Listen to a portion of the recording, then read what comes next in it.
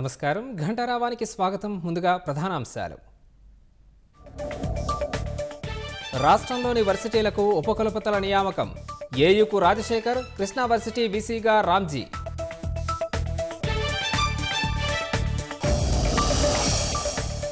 పోలీసులు అధికారులపై నోరు పారేసుకున్న జగన్. అధికారంలోకి వచ్చాక బట్టలు ఉడదీస్తామని హెచ్చరిక.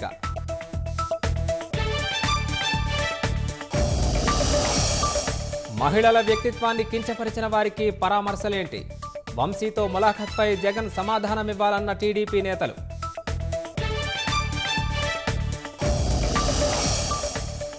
చిలుకూరు ఆలయ పూజారిపై దాడి ఘటనపై విచారణ వేగవంతం.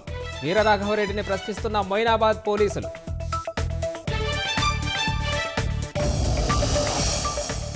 భారత్ ఖతర్ మధ్య వ్యూహాత్మక భాగస్వామ్యం. ఒప్పంద పత్రాలను మార్చుకున్న ఇరు దేశాలు.